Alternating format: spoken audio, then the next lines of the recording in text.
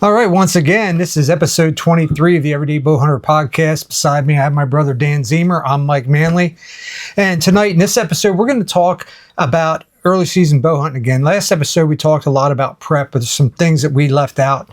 And there's also some things that I think that, you really need to consider if you are going to hunt the early season, things that you can take advantage of. And we'll get into that later in the episode. But right now, this is the time to really be fine-tuning your stuff, getting that bow ready, tuning things up. Yeah. But me, for example, I sent you pictures the other day of me at Extreme Archery shooting my bow. And I think you responded with the word dick. Pretty much, yeah. 100 degrees out, you're in the air condition shooting your bow in a 3D, indoor 3D range. Extreme Archery here in York, Pennsylvania, where we're at, they, we don't have any affiliation with them, but I love the place. It has like 3 lanes of different, setups for shooting with 3D targets and stuff. An area you really can zero. Another area we're just shooting different distances. And they have one big area that goes out to 30 yards. I was just getting ready to ask that. What's the max? Yeah, it's 30 yards. It's really, really nice, to really, see those 3D targets and see where you're hitting on them. And I actually shoot better at those targets than I do at a regular bullseye target. Yeah. Because of my focusing problem, I can really focus my way in on that. For whatever reason, I don't know why. I just do a better job. I did like their other facility. Oh, because it was elevated. You had you had elevated shots, which were that was pretty cool. Yeah. Now at the new place, elevated platform is nice. Yeah. And but anyway. A really cool thing happened. It's a good and bad thing, but so Exodus Outdoors, I had their rival trail cameras for quite some time. The last 2 years I've been running those cameras. I have 2 of their older ones and I have 2 of their newer ones, and they're cell cameras. And I've been running these out in the woods, and through bear attacks and stuff, they've been through the ringer, and I've had cameras actually replaced because of their great warranty and stuff. So anyway, I had gone, and they had said they want to save their users money because we're using the Scout Tech app with that, and they said we're going to come out with our own app, and Access Outdoors app. We're going to save people money instead of having these exorbitant prices that people are paying. Yeah. Obviously, by having their own app, they're not having to pay Scout Tech, so they can make more money too. It's kind of a double-edged thing there, I'm sure. Right. But so anyway, the negative thing is that you had to pull all your cameras because they said, okay, send us in how many cameras you currently have. I guess because in case they got damaged. So is this like a different SIM?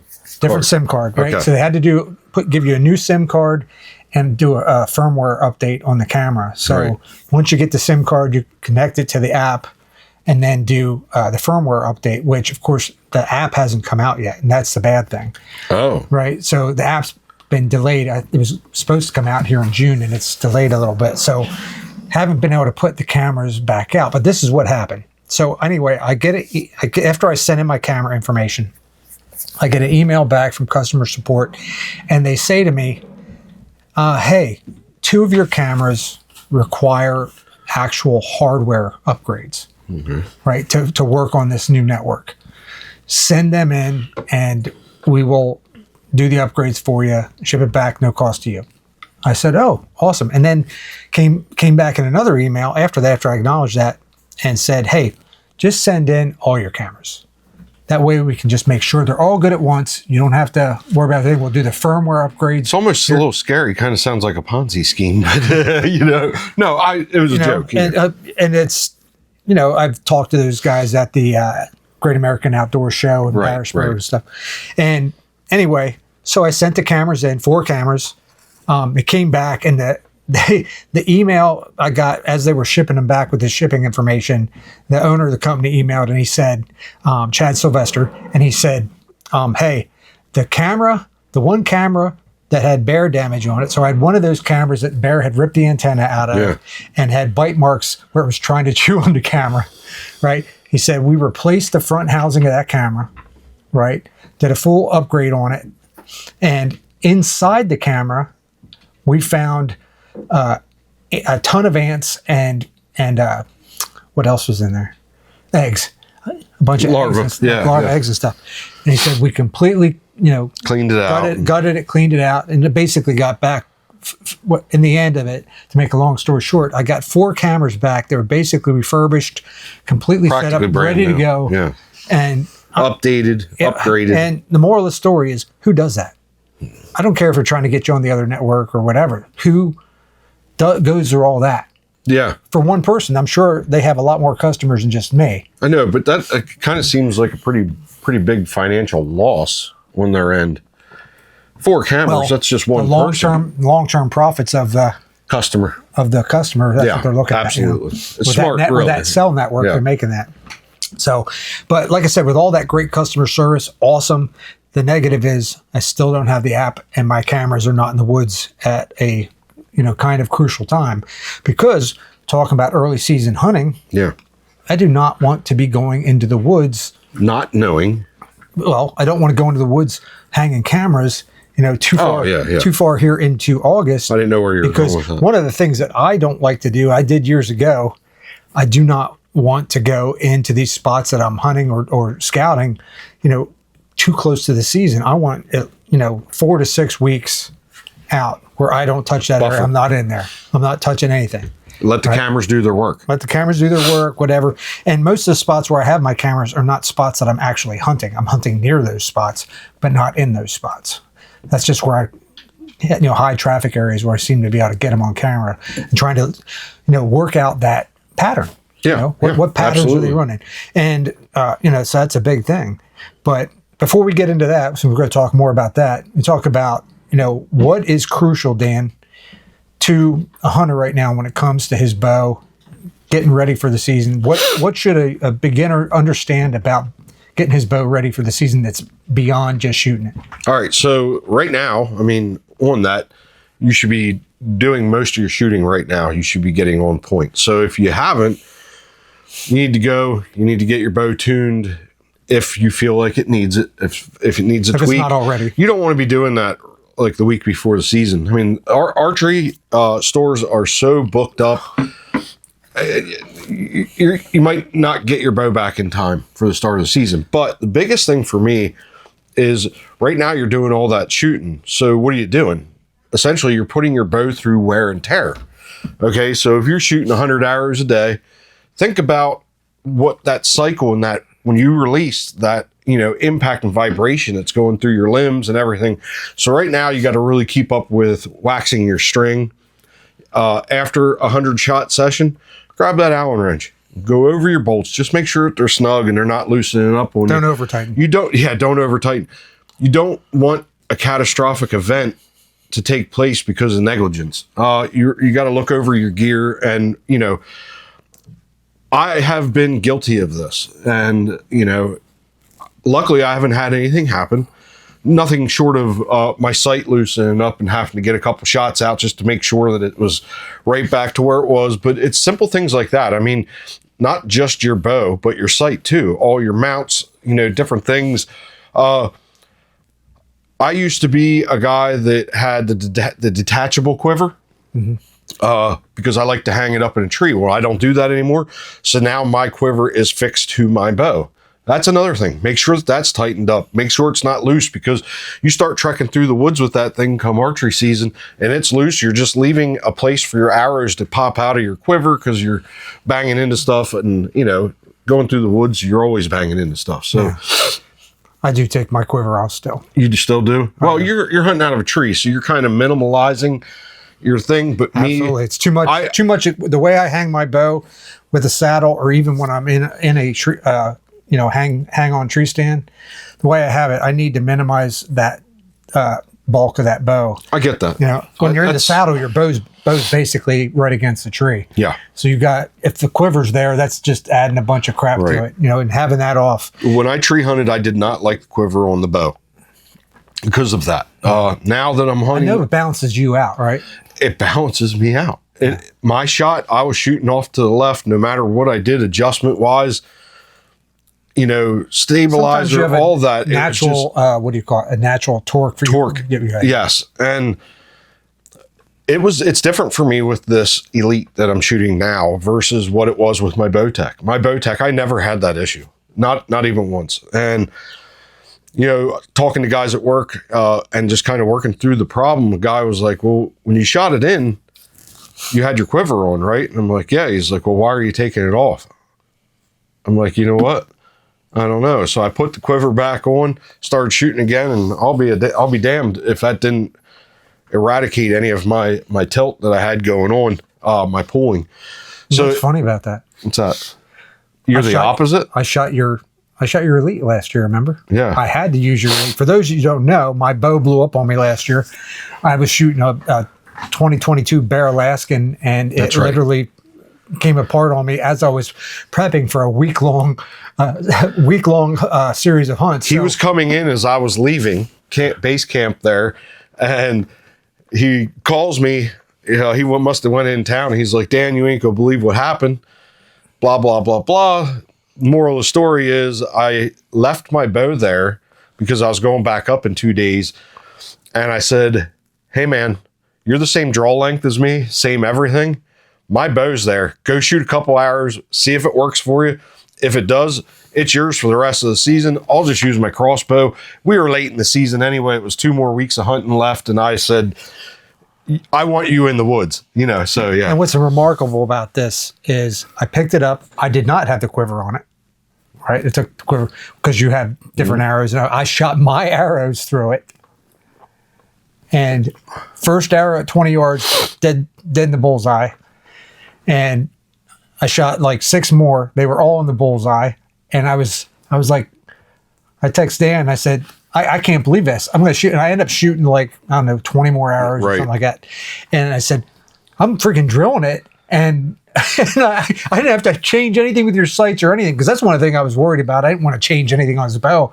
And I was like, dang, if I have to get this, I'm going to have to change something. And I want to do that. Yeah. And I didn't have to change a thing. And that, when it was a miracle, when really. Did that ever happen? Yeah. When did that ever happen? And the great thing is, I shouldn't say the great thing. The unfortunate thing is you didn't get an opportunity to shoot it at an animal. Yeah. I did have that 6 point that came in on me. But anyway. But yeah, that was really cool. But so the moral of the story is really keep an eye on your gear. Maybe not just your bow. If you're in a climber, make sure everything's sound in your climber. It comes to everything.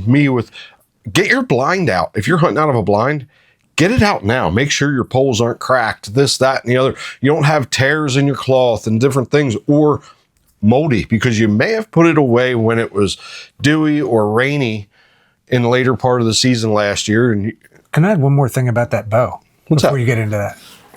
So my bow that blew up on me, the Bear, it was making like a little creaking sound. Right. I was looking everywhere. I was trying to see if figure out what it was. Needed to tighten anything down and stuff, and it just started happening out of nowhere.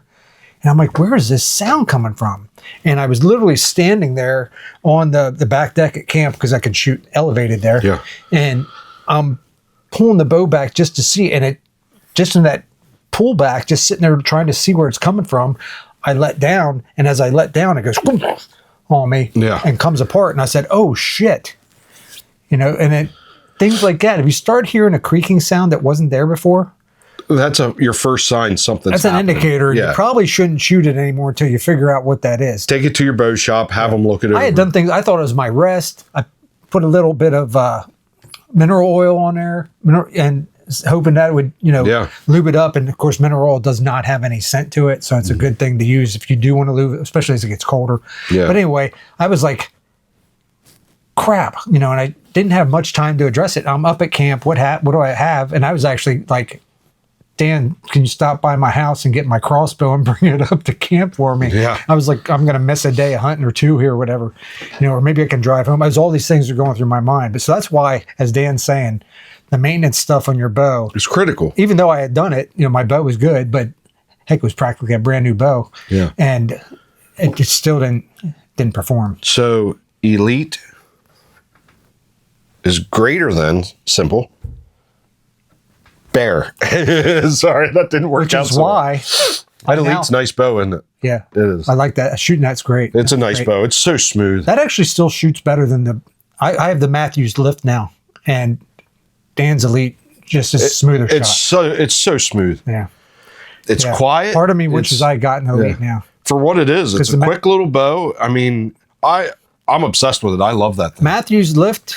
Right now, the biggest thing for me is that the arrows come out of that so hot. It just feels lethal when you shoot it, but it doesn't have the smoothness that your bow does. Yeah. Yeah. Now I might not have the speed. A lot of that is because of that. It's not a, what would you call that? A performance bow, speed bow. It's you know, it's a lower model of Elite, but damn, is that thing smooth. I got a hell of a deal on it. And it was supposed to be more of like a project bow that turned into my hunting bow because it's so nice. You bought it used too, right? No, it was brand new. Oh, it was brand new. Yeah. But that bow's nice. You got it from Extreme Archery, right? I got it from Extreme Archery. Yep. Yeah. And them guys, they just are phenomenal to work with. So. Yeah, and then preseason stuff, you're looking at, before we get into the hunting stuff here, like you were saying about getting your blind and everything. Yeah. Same thing with tree stands. I mean, you're putting your life on the line. You're up there, you're hoping your safety harness is good. How many of you are hunting out of a safety harness that you've had for umpteen years, whatever, after so many, like 5 years, you should be getting a new one. Yeah. You're not checking your straps. You're not checking. And if you've had any kind of falls in it, where you actually used the fall arrest system and it actually bore your weight and you went down, you got to get a new one. You got to get a new one. Yeah. So if somebody gave you an old used safety harness to use so you didn't have to buy one, don't use that. So what brought up the blind thing for me is years back, before I actually stopped hunting out of the tree, I had a blind and I put it away out in the woods on a rainy day and never used it till the next season. And I got that thing out of that bag out in the woods, and the mildew smell, it was just annihilated with mold. But I never thought about that kind of stuff. I was just, going through the motions. Needless to say, that blind stayed in that bag, and I hunted off the ground, up against a tree that evening, and didn't get to use it and had to throw away the blind. I mean, it was $100 blind. It's not like a major loss of money, but I won't do that again because, again, $100 is $100. Yeah. And you spent the money on it. Take care of your equipment. Well, that's the saddle hunting thing. The ropes and everything you use for that. You got to make sure that stuff is in good shape. You don't have frays. It's not, it's not fraying out on you and stuff where you can see it come apart. Don't, even anything like that, you should be looking at, after 2 years doing a real hard look. And definitely if you hit 5 years with something like that, where you're, definitely a saddle. Anything can lose, the threads get loose, all that different stuff. I think it's more critical in a saddle than a tree stand climber because it's boring all of your weight. Yeah. I mean, not, you know what I mean? Yeah. Yeah. Well, you're more exposed. I had the problem with my platform last year when it was getting cold. If you remember talking about this in a previous podcast, it was creaking. Yeah. Like I thought it was a cold thing, and I found out it was a leveling nut. And I was very lucky at Cruiser. I ended up talking to those guys at the Great American Outdoor Show, and they sent me a replacement nut for it to fix the problem because they'd already identified it as a problem. They gave me a different leveling nut, and now no more creak. But it's things like that, and say, oh, okay, I had this happen last season. I don't want it to happen again this season. So let's take a good look at that stuff, get that stuff fixed. One of the worst things that Dan talked about already, one of the worst things you can do, he talked about the rush at the right before season starts at the archery shops. Oh, yeah. Don't be that guy. Get in there now. If you haven't gone in and gotten your bow tuned up, ready to shoot this season yet, get in there. Get your bow checked out. Get everything straight. Make sure your arrows are squared away, all that stuff. Because if you don't, if you're waiting to the last minute to get that done, your shooting's been sacrificed. You're going to walk in the woods unprepared, and there's nothing worse than being up in a tree, having a deer walk up, and you saying, "Crap, do I trust what I have in my hand right now?" Yeah, and those techs at your local bow shop, they might have been your buddies. You start bringing shit in there a week before archery season. Hey, can you dial us in for me? They're not going to be your buddies anymore. They're going to be pretty pissed off at you. Those guys. You had all off season to take care of this. Those guys look at you when you're coming in last minute like that. They're like looking at their watch. Yeah. Seriously? You waited till now? So get in there, get it taken care of. I think they would beat that one to death. Yeah. So the next thing we talk about a little bit is, we talk about actual, where are the deer at now, Dan? What are they doing, and how's that going to affect us? Early season hunting. When I talk about early season hunting in Pennsylvania, you might have the first day, a week, maybe, to actually take advantage of the early season. You know what I mean? Yeah. So where the deer are at right now, so my Moultrie mobile app has given me statistics of the activity on my camera. That's cool. So like right now, my highest action times of day are between 8 and 10 a.m. and 8 and 10 p.m. There's literally only one picture in the middle of all that at 2 o'clock in the afternoon. Little trend analysis. A little trend analysis. Temperature, it's more around 60, 70 degrees, okay, right now. So that is telling me that that's on point with that morning, evening, because it's the cooler times of day. Mm-hmm. And when it comes to moon phase, the back half waxing moon is the majority. So it's 10 of all my pictures.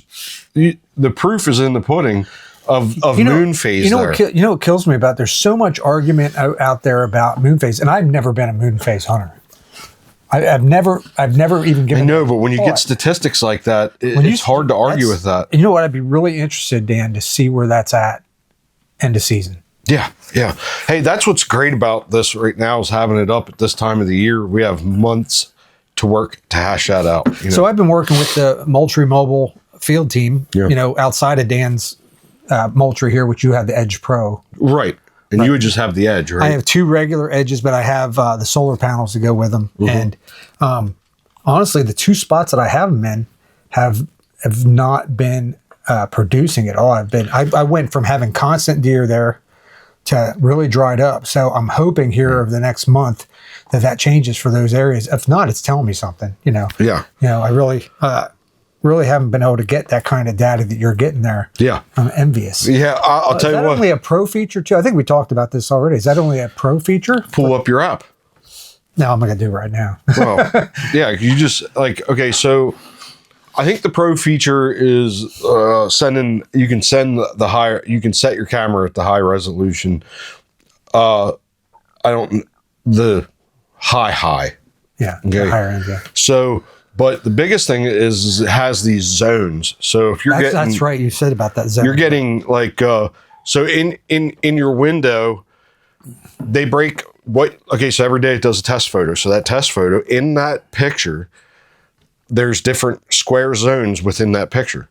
Now, if you're getting things that are triggering your camera all the time, it could be a branch, could be a squirrel that runs up and down this tree every day, different things like that are just triggering your camera and using up your data, using up your allotment of pictures, you can turn and click on them blocks, and it blacks that part of I remember your saying window. That's pretty awesome. Yeah, the regular Edge does not have that. Now they just released the Edge 2 and Edge 2 Pro. Right. I'd be interested to see what that can do now. Right. Yeah, it's so good. So with that too, is you get tracking, there's all kinds of stuff within.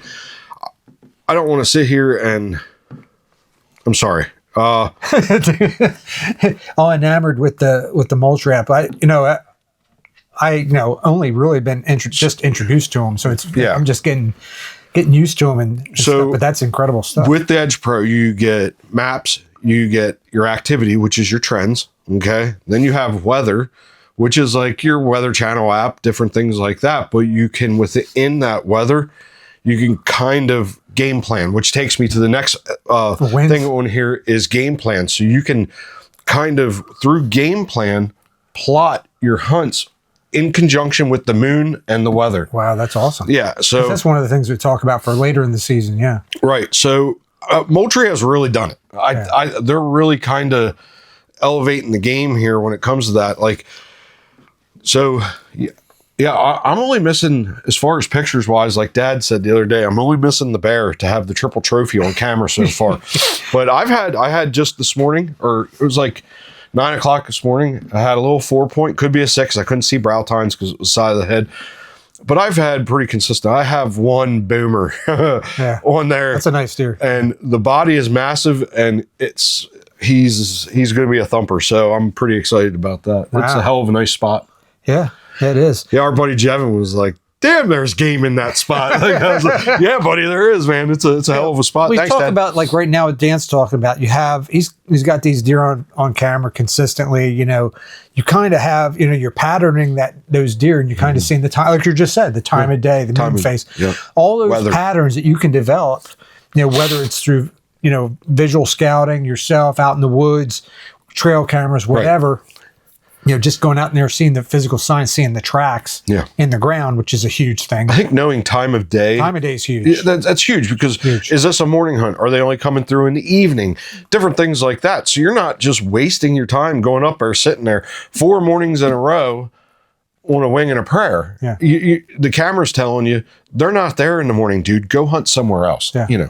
Yeah, this, if they're not there, you're just burning that up. And I know I feel like a hypocrite, because I used to say, I don't use trail cameras. They get me pissed off because there's always deer on them and I don't see them then, But I never used them like this with that data backed up behind it, So that it really has changed the game for me in that aspect. Now, the one thing about, early season hunting is, especially that first weekend of, like in Pennsylvania here, the first weekend it's open, if you're lucky enough to be in a state where, like Maryland, or the states where it starts earlier, like mid-September or something. It's just hotter.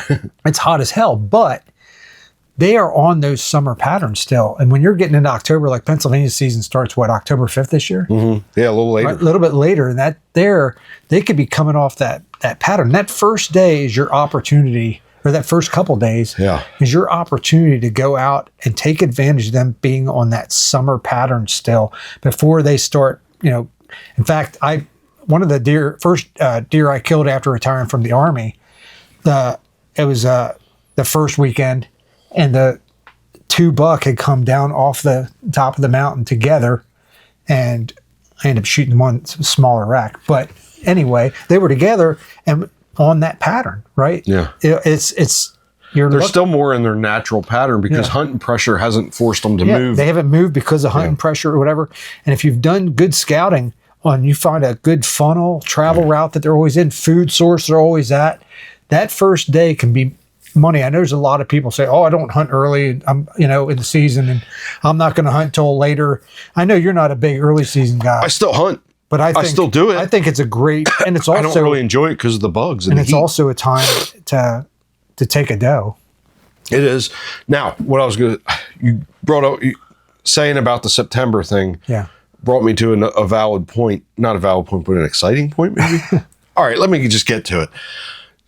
So, in Delaware and Maryland, when you could start in earlier September, you have the opportunity of shooting a buck in velvet. Yeah. Which is kind of the holy grail, in my opinion. Yeah. I'd love to shoot one. Yes, absolutely. So that would be so cool. But that's it for me. That. I mean, Maryland starts early like that too, where they're still possibly in velvet. It's that transition time there in I think I was reading a thing a couple years ago, and a guy was saying that between the 9th and 12th of September is when they shed their velvet historically in Pennsylvania. Okay. Right. Don't know how accurate that is, but it's a good rule of thumb to look at and say, this might be when every area is different too, and every all deer kind of have a different kind of like the rut's different in different states. Yeah, like because it hits down here a little bit sooner than it does up at camp. Yeah, it seems like and so does fall. Like the foliage drop. Mm-hmm.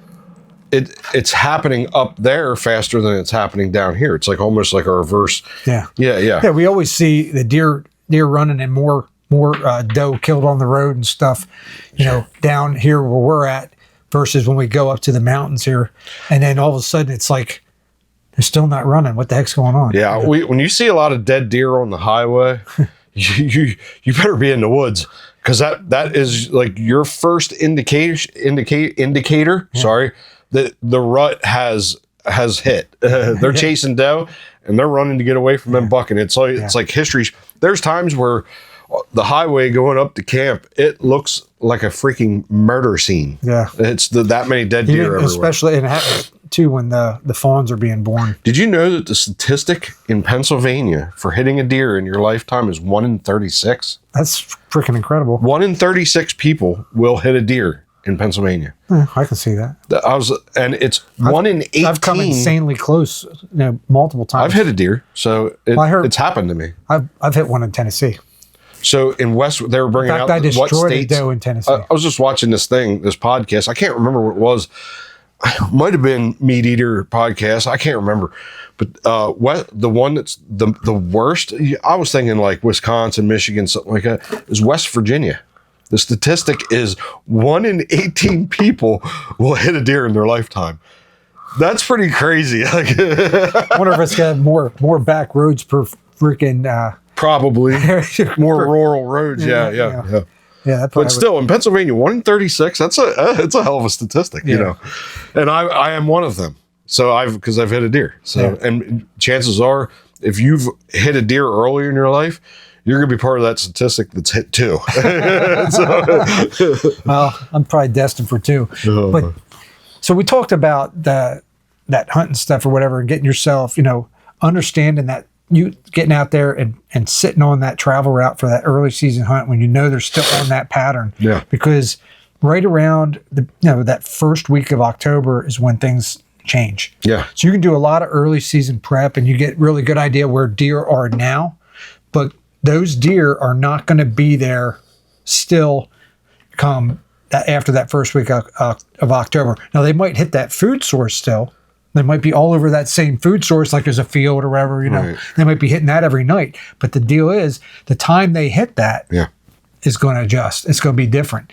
Now, if you're lucky enough to be in private land where the deer don't care and they're constantly, on that same pattern all the time, and then you're lucky. But where we hunt, that doesn't happen. Like Dan said about the trail camera thing, when you have all these deer on it, like right now, and then come the season, they all disappear. Well, that's what happens. A lot changes, and there's a lot of variables there, and those variables are as simple as the weather change for one. For two, hormones are kicking in. So the buck are eating a lot, getting ready, because there's going to be a couple week period where they're just running dough and they're not eating. They're losing weight like crazy. Massive amount of weight during that time. And then the other aspect of that again was with the weather change is heading into the winter months. So they're trying to fatten up, for, we call, August dog days of summer. Well, what's the opposite of that in the winter? It's the cold, man. They have to get ready and get themselves through winter. So they really,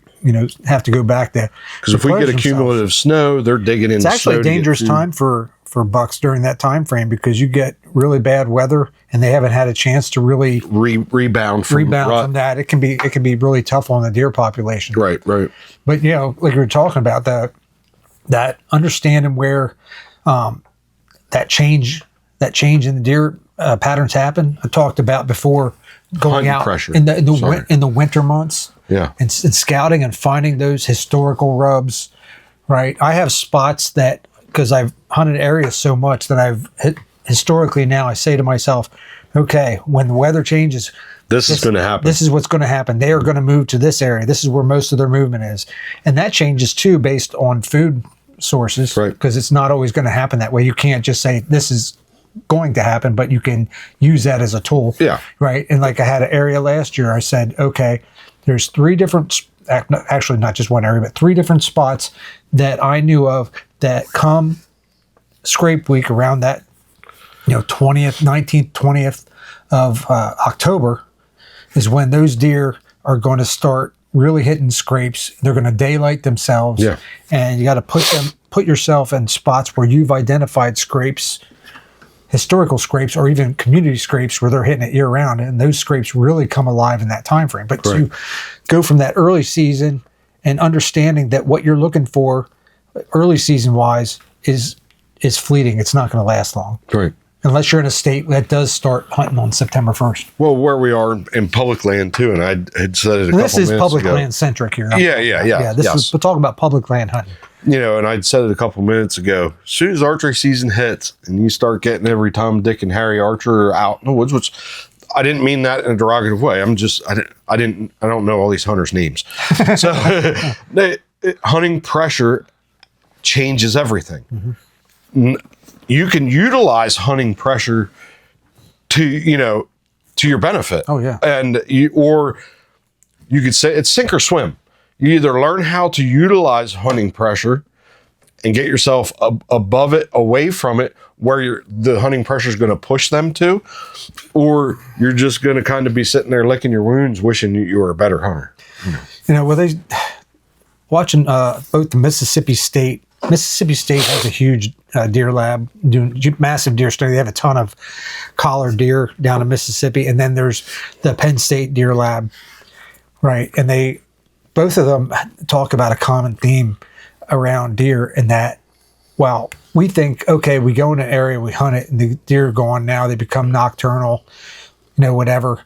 And a lot of times what they're seeing on the collared deer data is that those buck are moving 200-400 yards away. They still are in their core area. That's their home.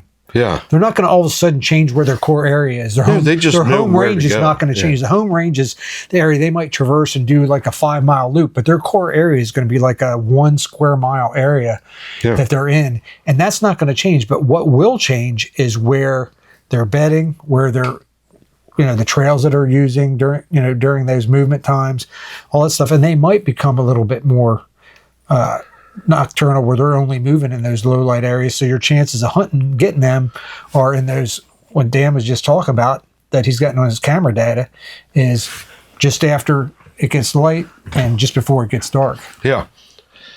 And I don't want to discredit a certain level of luck. Oh, yeah. I've been very fortunate in my hunting life. My God, and I've had some lucky. serious scenarios that played out where that probably should have never, in a realistic situation, never happened. But I was just very lucky. Mm-hmm. I'm blessed, man. I have had some pretty cool opportunities, and I think luck has a little bit. You can be an excellent hunter. You can do your homework. You can know how to track. You can know how to do this and that and the other. But there's still luck, and it's the deer has a vote. A deer has a vote. I love that. I love that. Absolutely. Yeah. Because they're not going to do what you want them to do. They're going to do their own thing, and they're going to smell you when you think you're, totally scent free and you have the winds right and everything. But that one backdraft got them, and they're gone. There's always these little things. And and I was just thinking about this the other day. Deer hunting is like, okay, do you ever have one of those moments where you're driving down the road and you come up on like an accident, and you're like, you know what? A couple red lights ago, that dude pulled out and he ran out in the road and he picked that up and blah, blah, blah. If he would have never did that, I could have been in that accident. Mm-hmm. Okay, so now do that with hunting spots. Okay, so you wake up in the morning and you're playing this game. Oh, I should be here. Camera saying this, that, and the other. And then you just get those weird intuitions and gut feelings, and you're like, you know what? I'm actually going here this morning. And the next thing you know, you get a nice buck, or you get a doe, or something like that, or you get skunked completely. And it's so weird how, you know what I mean? Do you see where I'm going with this? No, but I mean, so you put that luck factor together with just paying attention to the things that we're talking about here. Right? Yeah. And you look at a couple different things. So last year and the year before, I really had pushed myself on and understanding these patterns we just talked about, right? Trail cameras out there, etc. And I had mapped out spots that I did not hunt until a specific week because of the data, that I collected in my head, and then going out and I had the huge buck that I was after at 5 yards from my tree, in the morning. The one day I had the first day hunting, I had a 6-point walk right to my tree because I thought I had that spot mapped pretty good. I went and two different other times had gotten to a spot where I said, this is where they're going to be today based on what I think, and then see deer. Not necessarily the deer that I wanted to see, but see deer. And like you, that day you shot at your buck the night before. You said, I don't think the wind's going to be good for that spot and stuff. And I was like, Dan, go hunt in that spot. I think that's a good spot for tomorrow. Yeah. And you went and hunted it. And what happened? Yeah. He come feeding right over to me. Yeah. Isn't that crazy? Yeah. I mean, and then you do your, like my buck from a year or so ago, whatever that was now. Like I had seen him the week before, a couple days. I say a week before, but I had been leaving on a Sunday. going back up Wednesday. Yeah. You know what I mean? So we're talking, when I say a week before, a couple days prior, like 3 days prior, I'd seen this guy running a doe further up the ridge. They were running back and forth, and then he actually chased 2 of the doe down around. And they ran right in front of me. Yeah. But he never showed up. But then I remember you saying that. Yeah. And I was walking back, and I shined my light. I heard a crash going, and I shined my light up, and there he took off. But I knew 3 days later, it was like, I know where I need to be. If he's still alive, he's going to be running through there. He's running doe. The rut is on. That whole area is a great rut funnel right there. Yes, it is. Major rut funnel. Yeah. And then I smoked him. And I got myself a nice 8-point, and I was very proud of that. And yeah, and that was doing my homework, for one. That wasn't luck, but I've been in situations where I was like, I'm just going to walk in here and then end up killing a big doe or something. You know, it's just by luck. Never actually hunted that place before. And you know what I mean? Stuff like that. That's when you do your homework, you go there and then you get a deer. It just makes you feel good. Yeah, even though there is luck associated with that, you know, because there's always going to be luck associated with it. But yet doing your homework, being there where there's the opportunity. Yeah. Right. They're not always going to show up that day. Yeah. Right. You might not see deer the first time you hunt it. There's a guy. And they're not going to be running the same deer trails when it's rut. They're running everywhere. Like there's no path. Yeah. You know what I mean? Like those doe are running for their lives. They're running with their tongues hanging out. Now, you know, I get an example that from the other season. I shot that deer at a place, you know, that we call Vincent, but I had gone to hunt there because the year before I had really gotten confident about how, you know, the bucks were pushing deer against what we call danger. I call danger area from the military time. You know, danger area is a stream, a road, any area that exposes a deer, you know, to danger. Yeah. Right. And then I said, you know what? They're railing them against these danger areas. So I went and I hunted that one spot where I got that big buck that you came back from with your doe. Yeah. And then I'm at Vincent and I have a group of 3 doe running at me, and they come to like 20 yards and I give them the little wah, and they just are looking behind them and booking, and they didn't even care about my little wah. And that's when 10 minutes later that buck shows up, you know, just tired, whooped, dogging. Sorry, I'm sneezy again. and boom. So understanding, you know, getting that data rough on it. But the point I was saying, the reason I brought that up is because those doe were running a trail, and that buck, we followed his blood trail, if you remember. Yeah. What was that on? It was on the rub line. It was on a rub line. Yeah. He followed his own rub line down through there, and those doe were on that same trail. So he had rubbed that line in concurrence with doe traffic in that area, which we know is always there. And then I was looking for blood, and I went like, I don't see any more. And he yells at me. He goes, "Dumbass, look at the trees." Blood was up the trees. I don't know how it get any more obvious. Dan's looking at the ground. All the blood's on the trees beside it. I was like, it was squirting out both sides of the deer. Yeah.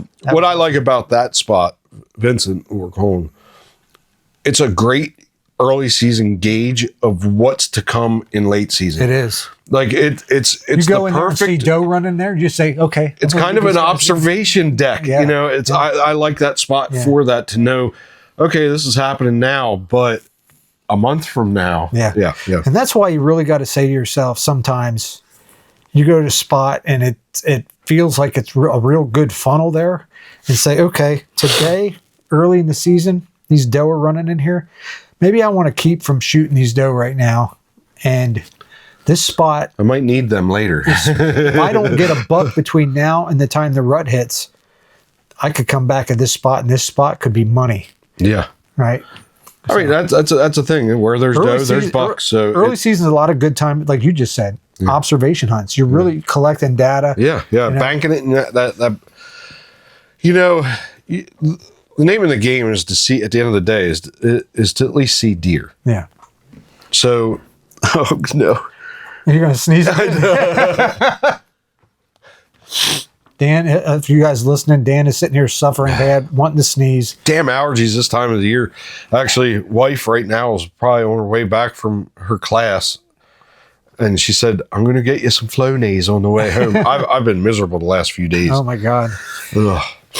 But, yeah, I mean, so that's like Dan said. I came out of last season. Last season, I did not shoot a deer. But I did not feel bad about it. I felt like it was a successful season because every piece of data I had put together in my mind, my on-the-ground scouting, the areas I'd mapped out, the timing that I had mapped out for this is going to be this time, this is going to be that time. Dan is getting ready to sneeze again. And every time I did that, almost every time, not every single hunt, but for the most part, I had bucks in those spots. I saw it was like a spike parade last year, but I saw 3 different good six points, a bunch of 4s, and a bunch of spikies. So I actually saw 2 doe the whole season, which is insane compared to what I normally see. Yeah. But to be where I'm scouting well enough that everything I'm seeing has antlers. Yeah. To me. Is a success. It's a big win because now this season I'm coming into, I feel like I have even more data that's going to help me go out there and be more successful. And cool thing is we just set our dates for the 2nd annual Manly Musser Zemer Deer Tour. So it'll be 2nd week of November. Yeah, I'm pretty pumped about that. It's like the 4th through the 10th or something like that. Something like that. Yeah, it's something like that. But what the cool thing is we're going to take the whole week, probably head out to his place Wednesday, do the same thing all over again. Yeah. And that was fun. That was a great time last year. I really enjoyed that. I'm looking forward to it this year. Yep. So I got my 2nd doe tag for out at his place. Yeah. So Pennsylvania, 2nd round of doe tags just went out on Monday. Today's Wednesday. Yeah, Wednesday. Mm-hmm. So it's really happening. We're weeks away. Yeah, the countdown is here, and it's crazy. I'm sitting here thinking about it, and I'm like, August 1st is next week. Yep. Right. So you basically have 60 some days till the season starts. Right? Is that right? Yeah. Yeah, that's right. Yeah. So it's coming fast. Yeah. So I think it's a pretty good podcast here, Dan. Yeah. Ready to wrap it up so I can go sneeze and blow my nose. Well, hey, thanks everybody for listening. Hey, smash that like button if you're on YouTube, if you're on Spotify or Apple, podcast listening. Subscribe, follow us. Love to have you back for more podcasts. We've got a lot more to come, especially when we're heading into the season here. We're going to do some, on location potting again, like we did last year, which will be great. It's almost go time. It's almost. So stay tuned for next time. Love having you back for more. Yeah. Thank you guys. Appreciate it. Yep. Have a good one.